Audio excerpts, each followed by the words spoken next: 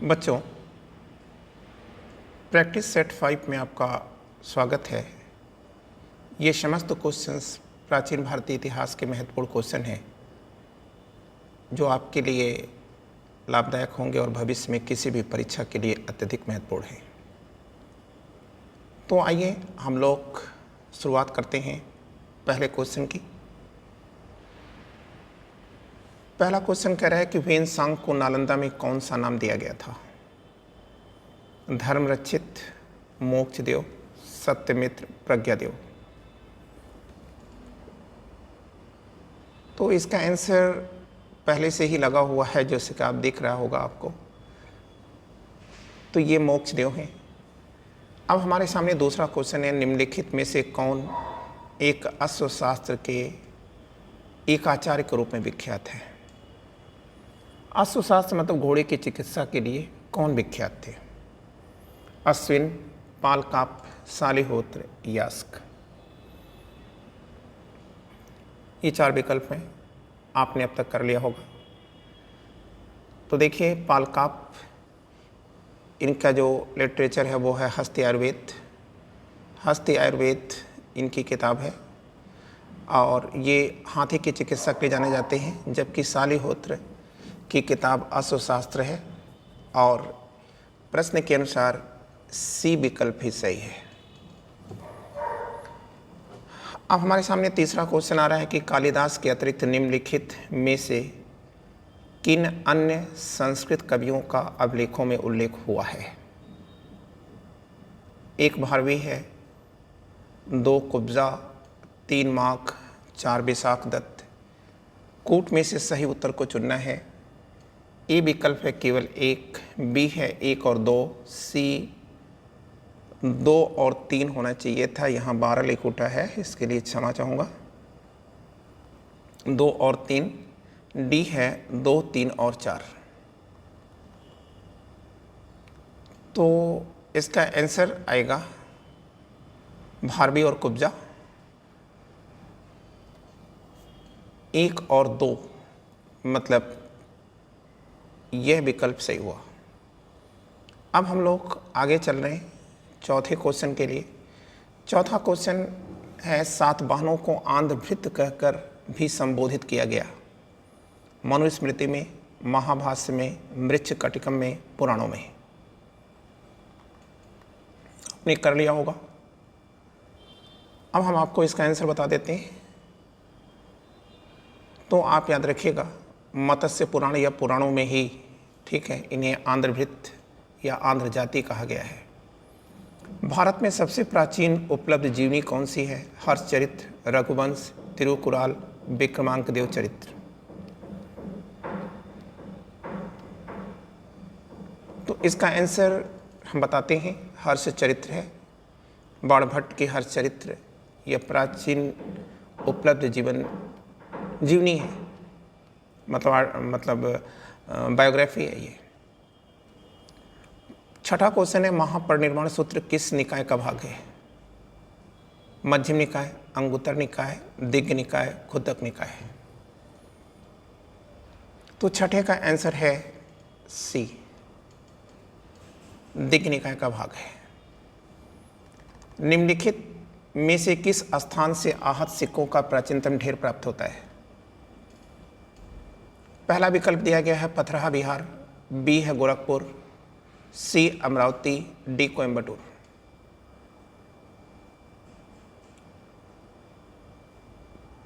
30 second आपको दिए गए हैं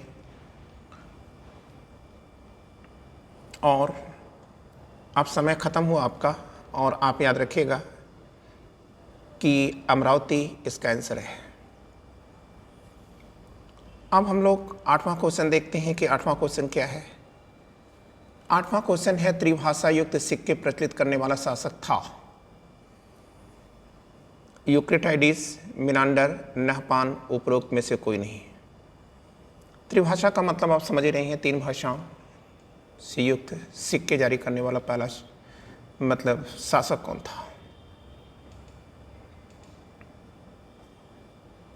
टाइम खत्म हुआ और आप याद रखिएगा, शक शासक नहपान। अब नवा क्वेश्चन है, निम्नलिखित में से किसने पेरिप्लस ऑफ द इरिथियन सी है पुस्तक का अनुवाद किया है? वाटरस, गाइल्स, यूरोप, स्कॉफ।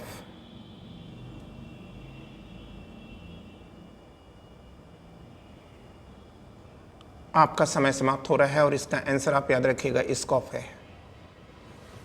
10वां, शिवलिंग त्रिशूल और शिवलिंग त्रिशूल और वृषभ की आकृतियों वाली मोहरें कहाँ से मिलती हैं?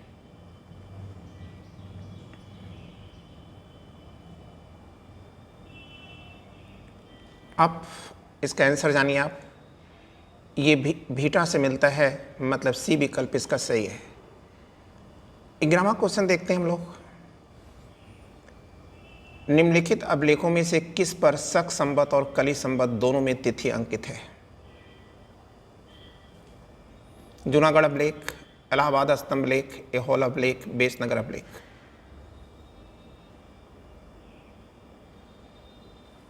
इसका आंसर है ऐहोल अभिलेख। 12वां क्वेश्चन देखिए। महाभारत के युद्ध की तिथि 3101 ईस्वी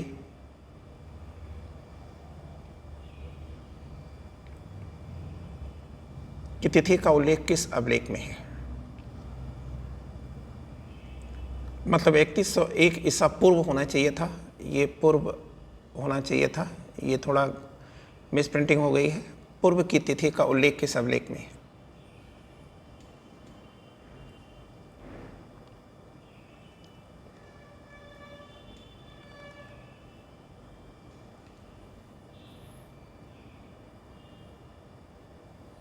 तो समय खत्म हुआ आपका, और बी इसका आंसर है, मतलब पुलकेशियन सेकंड का ऐहोल अभिलेख। 13 क्वेश्चन।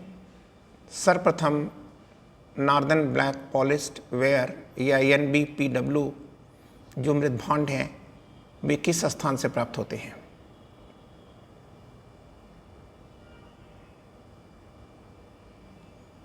तो आप याद रखेंगे, इसका ए आंसर सही है, भीर टीला तक्षशिला।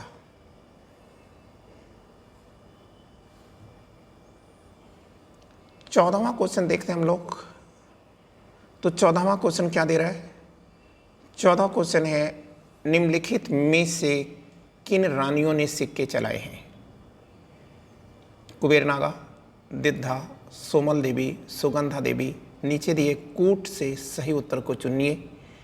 ए विकल्प है केवल 1, बी है केवल 2, सी 1, 2 और 3, डी 2, 3 और 4। अब आपका समय शुरू हो रहा है, आप इसे आंसर करिए।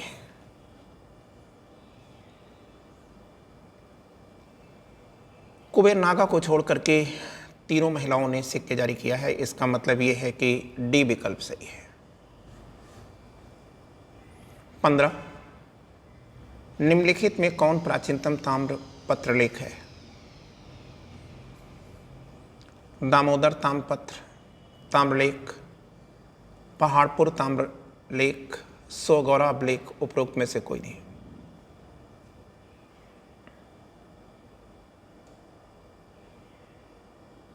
आइए हम लोग इसका आंसर देखते हैं।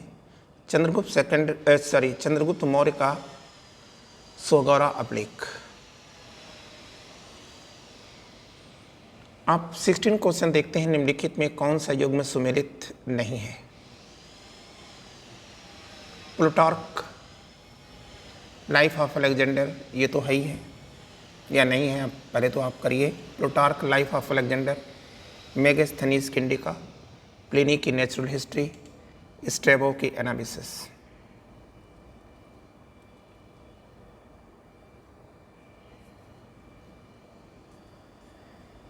टाइम आपका ख़त्म, और आप याद रखिएगा इसका आंसर है डी, मतलब स्ट्रेबो की एनालिसिस नहीं है। स्ट्रेबो की किताब भूगोल है और एरियन की किताब है एनालिसिस। अब हम लोग 17 को देखते हैं। रिकॉर्ड ऑफ बुद्धिस्ट रिलीजन किस चीनी यात्री की पुस्तक का अंग्रेजी अनुवाद है? रिकॉर्ड ऑफ बुद्धिस्ट रिलीजन किस चीनी यात्री की पुस्तक का अंग्रेजी अनुवाद है? फाहियान, वेन सॉन्ग, इत्सिंग, उपरोक्त में से कोई नहीं।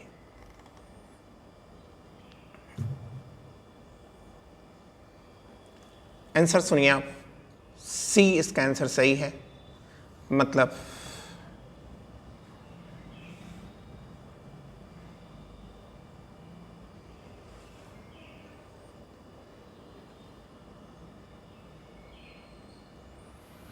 रिकॉर्ड ऑफ बुद्धिस्ट रिलीजन किस चीनी यात्री की पुस्तक का अंग्रेजी अनुवाद है? थोड़ा डिस्टर्ब हो गया था मैटर, तो आप याद रखेंगे कि इसका जो आंसर आएगा वो क्या आएगा। तो बच्चों इसका जो आंसर आएगा वो है इत्सिंग। 18वां क्वेश्चन हम लोग देखते हैं, चीनी यात्री फाहियान की यात्रा विवरण का अंग्रेजी में अनुवाद किसने किया था? तो ब्लू फ्रेंड दिया है, जेम्स लेंके दिया है, जे तकस्सु दिया है, डी उपरोक्त में से कोई नहीं। बच्चों इसका आंसर है जेम्स लेंगे। 19वां है, निम्नलिखित किस अभिलेख में शून्य का प्राचीनतम उल्लेख प्राप्त होता है? बहुत महत्वपूर्ण क्वेश्चन गया आपके बीच। आदित्य सेन के अप्सरा अभिलेख में, मिहिर भोज के ग्वालियर अभिलेख में, गौतमी पुत्र सातकर्णी के नासिक अभिलेख में, खारबेल के हाथी गुफा लेख में। शून्य का प्राचीनतम उल्लेख किस अभिलेख में है, आपसे यह क्वेश्चन पूछ रहा है।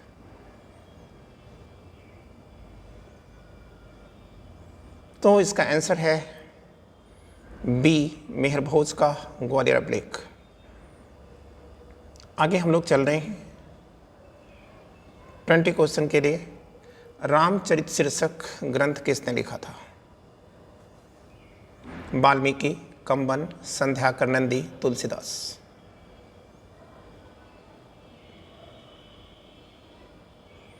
इसका आंसर है संध्याकर नंदी। मतलब क्वेश्चन है रामचरित शीर्षक ग्रंथ किसने लिखा, आंसर है संध्याकर नंदी ने लिखा था। ठीक है, पालों के, बंगाल के पाल शासकों के अधीन रहते थे या दरबार में रहते थे, संध्याकर नंदी।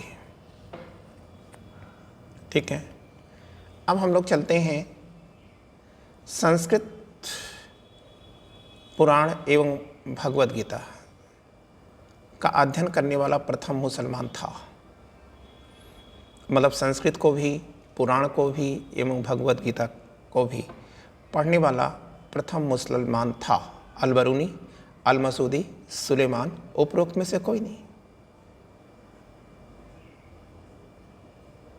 तो टाइम आपका खत्म हो रहा और इसका आंसर है ए, अल-बरूनी। युआन चुआंग ने अशोक के कितने स्तंभों का विवरण दिया है? 6, 15, 10, 8। बच्चों 15 स्तंभों का विवरण दिया है।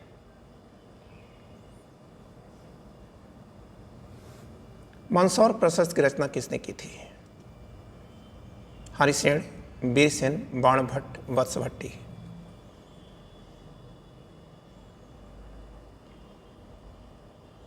इसका आंसर है वत्सभट्टी। और स्पेशली आप याद रखिएगा कि जो मंदसौर अभिलेख है यह सूर्य की पूजा के साथ शुरू होता है, सूर्य की उपासना के साथ शुरू होता है और 44 श्लोकों सहित यह गुप्त काल का सबसे बड़ा अभिलेख है। और ये भी आप याद रखिएगा, किसी व्यापारिक संस्था का विज्ञापन करने वाला यह भारत का पहला अभिलेख है।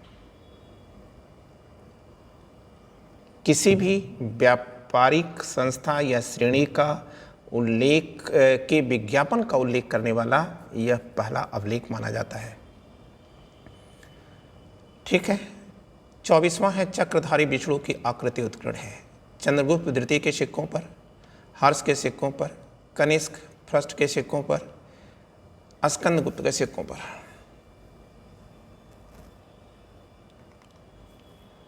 इसका आंसर अब आप कर लें, ए, चंद्रगुप्त द्वितीय के सिक्कों पर।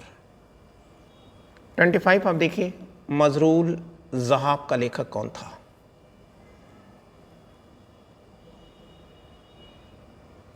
अल-मसूदी, अल बरूनी, अल उतबी, उपरोक्त में से कोई नहीं। तो अरबी यात्री अल मसूदी है। अब हम लोग 26 क्वेश्चन को देखते हैं। गोविंद चंद्र गढ़वाल के मंत्री लक्ष्मीधर ने किस ग्रंथ की रचना की थी? नौ शशांक चरित्र, कृत्यकल्पतरु, रामचरित, उपरोक्त में से कोई नहीं।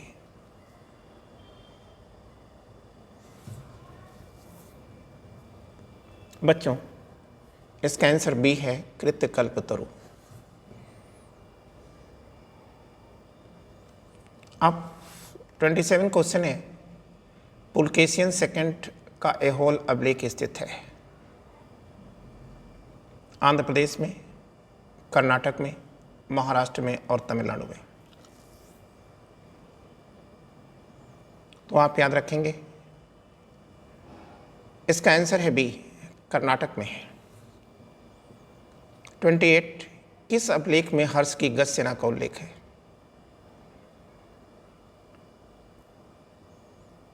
रुद्रामन प्रथम का जूनागढ़ अभिलेख, एहोल अभिलेख, गरुड़ ध्वज स्तंभ लेख, मंदसौर अभिलेख। इसका आंसर है एहोल अभिलेख। 29 भगवत गीता महाभारत के किस पर्व का भाग है? आदि पर्व, अनुशासन पर्व, भीष्म पर्व, शांति पर्व।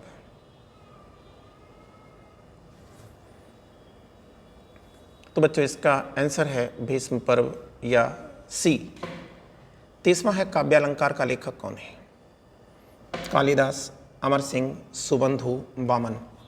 तो इसका आंसर है वामन। प्राकृत ग्रंथ गौड़ बहो में किसके चरित्र का वर्णन दिया गया है? भास्कर वर्मन, शशांक, वत्सराज, यशोवर्मन।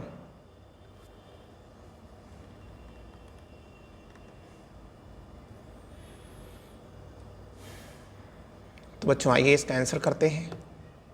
इसका आंसर है डी, यशोवर्मन का है। 32 क्वेश्चन मिलान करना है आपको। सूची 1 को सूची 2 से सुमेलित कीजिए तथा सूचियों के नीचे दिए गए कूट से सही उत्तर का चयन कीजिए। सूची 1, सूची 2। सूची 1 के नीचे लेखक लिखा है, सूची 2 के नीचे ग्रंथ है।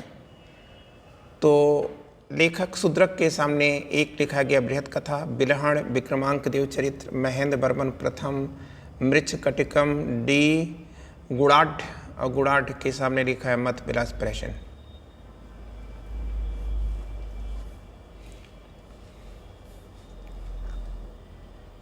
कर लिया होगा। तो गुड़ाढ़ की किताब क्या है? सॉरी, मैं शूद्रक से शुरू करते हैं। शूद्रक की मृच्छकटिकम हो गई, बिलहण की विक्रमांक देव चरित्र हो गई, महेंद्र वर्मन प्रथम का मत्स्य विलास प्रशन हो गया और गुड़ाढ़ की बृहत कथा हो गई। तो नीचे जो विकल्प दिए गए हैं उसमें कौन सा विकल्प सही होगा? ए।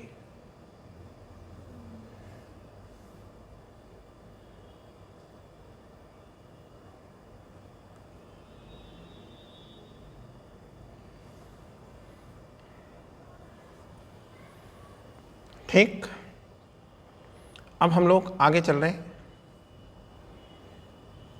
33 गणित की पुस्तक लीलावती के लेखक थे। लेखक थे 1 रामानुजाचार्य, बी कौटिल्य, सी अमर्त्य सेन, डी भास्कराचार्य।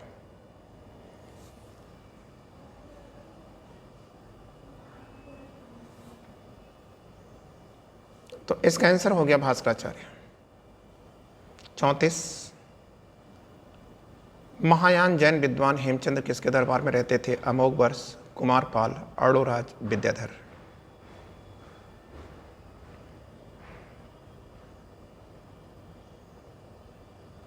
अब इसका आंसर आप जान लें। इसका आंसर है बी, कुमारपाल। चालुक्य शासक कुमारपाल के सत्ता संघर्ष में हेमचंद्र ने कुमारपाल का साथ दिया था और उन्हीं के साथ देने के कारण ये सत्तासीन भी हुए थे। अब हम लोग 35 क्वेश्चन देखेंगे। रंभा मंजरी नाटक के लेखक कौन थे? जयचंद्र, राजशेखर, दंडी, जयदेव।